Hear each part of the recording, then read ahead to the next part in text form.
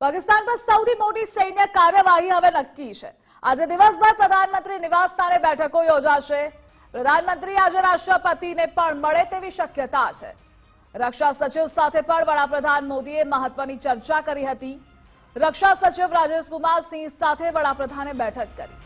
સેનાને ખુલ્લી છૂટ આપ્યા બાદ વડાપ્રધાનની મહત્વની બેઠક નેવી ચીફ અને વાયુસેનાના ચીફની સાથે પણ ચર્ચા થઈ।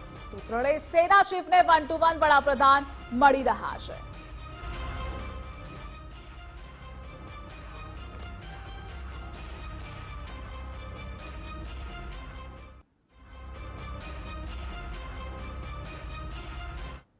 ભારત પાકિસ્તાન તણાવ વચ્ચે મોટા સમાચાર મળી રહ્યા છે। આવતીકાલે કેટલાક રાજ્યોને મોક ડ્રીલ યોજવા સૂચન મોકલ્યું છે।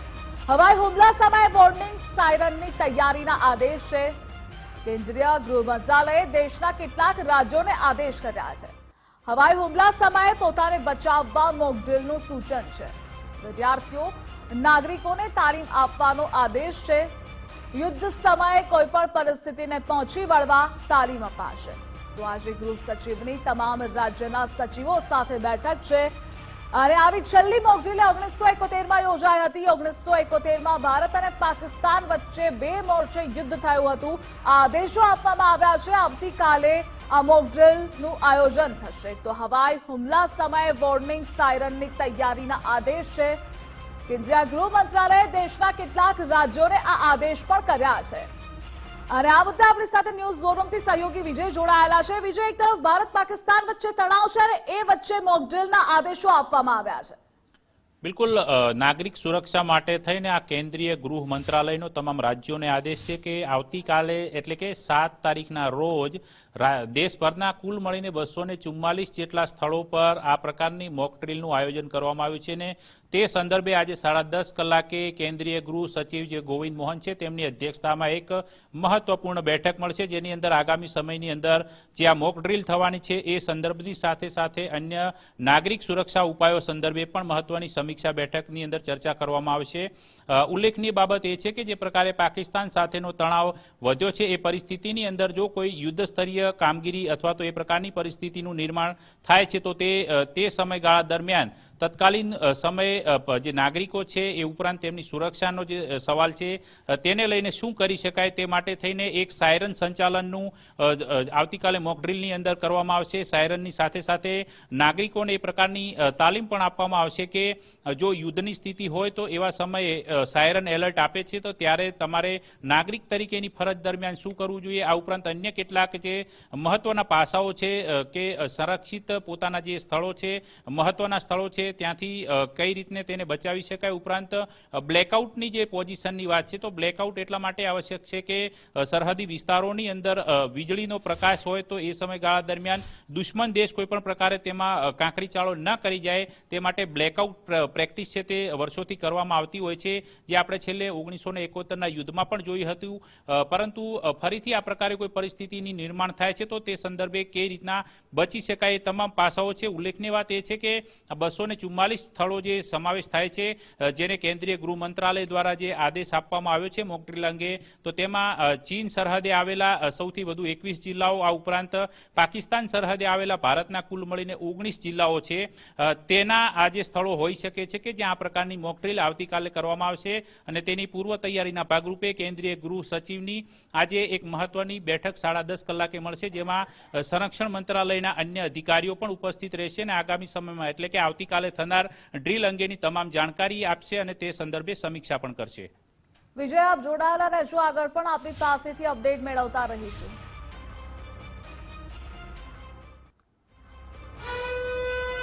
તો ભારતની ધાક આગળ ના ઉપજ્યું પાકિસ્તાનનું પાછું। યુએનએસસીની બંધ બારણે બેઠકમાં ન ઠરાવ ન નિવેદન। પાકિસ્તાનના અનુરોધ બાદ પણ બેઠક એ અનિર્ણિત રહી। 1.5 કલાક ચાલેલી યુએનએસસીની બેઠકમાં પાકિસ્તાનના ધજાગરા થયા। પાકિસ્તાને ઉઠાવ્યા હતા સિંધુ જળ સમજૂતી સહિતના મુદ્દાઓ, પરંતુ બેઠકને કૂટનીતિક જીત ગણાવીને પાકિસ્તાને સંતોષ માની લીધો। યુએનએસસીની બેઠક બાદ કોઈ આધિકારિક નિવેદન પણ સામે નથી આવ્યું। અને આ મુદ્દે આપણી સાથે વિજય જોડાયેલા છે। વિજય, ગઈકાલે યુએનએસસીની બેઠક પણ યોજાઈ હતી, કન્ક્લુઝન શું? કન્ક્લુઝન એ કે બેઠક યોજાઈ હતી કારણ કે પાકિસ્તાનના અનુરોધ પર આ યુએનએસસીની એક બેઠક મળી હતી, જેમાં પાકિસ્તાનના વિદેશ મંત્રાલયે જે દાવો કર્યો હતો કે ભારત અમારી ઉશ્કેરણી કરે છે, ભારત ભડકાઉ નિવેદન આપે છે, ભારતે સિંધુ જળ સમજૂતી તોડી છે અને અમારી ખોટી રીતે સંડોવણી પહેલગામ એટેકમાં કરે છે, આવા મુદ્દાઓને ટાંકીને પાકિસ્તાને અનુરોધ કર્યો હતો કે યુએનએસસીની બેઠકમાં ભારતને ખુલ્લું પાડે, પરંતુ થયું એવું કે 1.5 કલાક સુધી બંધ બારણે યુએનએસસીની આ મહત્વની બેઠક મળી, પરંતુ આ બેઠકમાં ન તો કોઈ ઠરાવ થયો છે કે ન કોઈ પ્રકારનું બેઠક બાદનું કોઈ નિવેદન આવ્યું છે. છતાં પણ પાકિસ્તાન પોતાની તંગડી ઊંચી રાખવા માટે એવું કહી રહ્યું છે કે અમે આ મુદ્દે ચર્ચા કરી છે, પરંતુ વાસ્તવિક જે ધોરણે જોઈએ તો યુએનએસસીની બેઠક બાદનું જે બ્રીફિંગ હોવું જોઈએ એ બ્રીફિંગની અંદર માત્ર ને માત્ર એક જ મુદ્દાનો સમાવેશ થયો છે બ્રીફિંગમાં કે યુએનના જે સચિવ ગુટેરેસ છે તેમણે ભારતની અંદર જે હુમલો થયો છે તેની કડક શબ્દોમાં નિંદા કરી છે. આ ઓફિશિયલ બ્રીફિંગમાં માત્ર આટલી જ વાત છે, પરંતુ પાકિસ્તાને જે દાવો કર્યો હતો કે યુએનએસસીમાં આ પ્રકારે અમે કરીશું એ બાબતે કોઈ પણ પ્રકારની ચર્ચા થઈ નથી. અને ભારતે સૌથી અગત્યનું એ છે કે આવડી મોટી બેઠકની અંદર ભારતે જે જવાબ આપ્યા છે એ જવાબના આધીન પાકિસ્તાનનું ત્યાં કોઈ પાંચિયું પણ ઉપજ્યું નથી. પાકિસ્તાનની ફજીયત થઈ છે અને 1.5 કલાક સુધી પાકિસ્તાને માત્ર કાન ખોલીને સાંભળવું પડ્યું છે કે આતંકવાદને પ્રોત્સાહન આપીને તે દુનિયાની અંદર કયા પ્રકારના સ્થાન પર જઈને ઊભું છે. એટલે પાકિસ્તાને પોતાની જ ફજેતી કરાવી છે. આ પહેલગામ એટેક બાદ આ પ્રકારે યુએનએસસીની બેઠક બોલાવીને 1.5 કલાકની બેઠકમાં આખરે પાકિસ્તાનને કંઈ ફળશ્રુતિ પ્રાપ્ત નથી થઈ, પરંતુ ઉપરાંત જતા તેને ઉગાડું પડવાનો વારો આવ્યો છે. પરંતુ જોવાનું એ પણ છે કે ભારતે જે જવાબી કાર્યવાહીમાં જે જવાબ આપ્યો છે વળતો યુએનએસસીની બેઠકમાં, એના પરથી એક વાત સ્પષ્ટ છે કે પાકિસ્તાન માટે આંતરરાષ્ટ્રીય સ્તરેથી કોઈ પણ પ્રકારની હવે મદદ મળવી એ પણ મુશ્કેલ જણાઈ રહી છે. ઉલ્લેખનીય વાત એ પણ છે કે પાકિસ્તાને જે મદદ માંગી હતી તે નથી મળતી. ભારતે જે મુદ્દો ઉઠાવ્યો છે તે મજબૂતાઈથી ઉઠાવ્યો છે અને એના જ કારણે યુએનએસસીની બેઠકમાં પાકિસ્તાનને કંઈ જ વળતર મળ્યું નથી અને આખરે આ 1.5 કલાક ચાલેલી બંધ બારણે બેઠક એમનેમ જ પૂર્ણ થઈ ગઈ છે. એ પાકિસ્તાન માટે પણ શરમજનક એક બાબત છે કે એ યુએનએસસીનું અત્યારે સભ્ય છે, સભ્ય ભોગવી રહ્યું છે એક સભ્યપદ. સાથે ગ્રીસ આ વખતે આ મહિનાની અધ્યક્ષતા કરી રહ્યું છે. એટલે ગ્રીસના રાજદૂતે પહેલેથી સ્પષ્ટતા કરી હતી કે આતંકવાદ મુદ્દે તો કોઈ પણ પ્રકારની બાંધછોડ ચલાવી લેવાશે નહીં. એટલે પાકિસ્તાન પહેલેથી જ પરસ્ત થઈ ચૂક્યું હતું બેઠક પહેલા અને હવે બેઠક બાદ પણ પરસ્ત થઈ ચૂક્યું છે. વિજય, આપ જોડાયેલા રહેજો, આગળ પણ આપની પાસેથી અપડેટ મેળવતા રહીશું. તો પાકિસ્તાન સાથે તણાવ વચ્ચે ભારતની મોટી ઉપલબ્ધિ, ડીઆરડીઓ અને નેવીએ કર્યું MIGMનું સફળ પરીક્ષણ. મલ્ટી ઇન્ફ્લુઅન્સ ગ્રાઉન્ડ માઇનનું પાણીમાં પરીક્ષણ. MIGMથી યુદ્ધ જહાજ સબમરીનની ક્ષમતામાં વધારો, સમુદ્રી યુદ્ધ ક્ષમતામાં નૌકાદળની તાકાતમાં વધારો થશે. રક્ષામંત્રી રાજનાથ સિંહે નેવી ડીઆરડીઓને શુભેચ્છા પાઠવી. અને આ મુદ્દે પણ આપણી સાથે ન્યૂઝ વોર રૂમથી સહયોગી વિજય જોડાયેલા છે. વિજય, એક તરફ તણાવ છે, આ બધા વચ્ચે ભારતની ઉપલબ્ધિ જણાવશો. પહેલગામ હુમલા બાદથી પાકિસ્તાન સાથેનો તણાવ અને તે તણાવના માહોલ વચ્ચે ભારત તેની જે સંરક્ષણ પ્રણાલીઓ છે તેને વિકસાવવાની અંદર જે ગતિથી આગળ વધી રહ્યું છે તેમાં વધુ એક સફળતા, વધુ એક સિદ્ધિ હાંસલ થઈ છે. ડીઆરડીઓ અને ભારતીય નૌકાદળની ટીમે એક MIGM જે કરીને છે મિસાઇલ, તેનું સફળ પરીક્ષણ નાના વિસ્ફોટ સાથે સમુદ્રની અંદર કર્યું છે અને તે અંગેનો એક વિડીયો પણ તેમને જાહેર કર્યો છે. તેની અંદર સ્પષ્ટ છે કે multi influence ground mine missile જે પાણીની અંદર જે નૌકાદળની તાકાતની અંદર અભૂતપૂર્વ વધારો કરે છે તેનું પરીક્ષણ કરવામાં આવ્યું છે, જે સફળ રહ્યું છે. તેની જે સટીકતા અને તેનું જે સંચાલન છે તે પણ સુવ્યવસ્થિત રીતે થયું હતું. નૌકાદળ અને ડીઆરડીઓની આ સફળતા ભારતીય સંરક્ષણ ક્ષેત્રે એક આગવી ઉપલબ્ધિ માનવામાં આવી રહી છે, કારણ કે સમુદ્રની અંદર ભારતની જે નેવી છે હવે પૂરી તાકાત સાથે દુશ્મન દેશને વળતો પ્રહાર કરવા માટે સક્ષમ બની ચૂકી છે ને આ વ્યૂહાત્મક રીતે મહત્વની ગણાતી આ જે સિદ્ધિ છે તેના બદલ રક્ષામંત્રી રાજનાથસિંહે ડીઆરડીઓ અને નૌકાદળને શુભેચ્છાઓ પણ પાઠવી છે. આ જે MIGM છે તેના કારણે નૌકાદળની તાકાત ઘણી વધી છે, કારણ કે અત્યારે નેવી માટે સૌથી અગત્યનું જે ગણવામાં આવે છે તો આ MIGM મિસાઇલ જે કહેવાય છે તે આવવાના કારણે હવે નૌકાદળ પોતાની રીતે ખુલ્લીને કામગીરી કરવા માટે વધુ સક્ષમતાથી આગળ વધશે. પરંતુ સૌથી અગત્યનું એ છે કે આ તમામ જે પ્રણાલીઓ છે તે સ્વદેશી એટલે કે મેડ ઇન ઇન્ડિયા છે, મેક ઇન ઇન્ડિયા છે. જી વિજય, જોડાવા બદલ આભાર આપનો.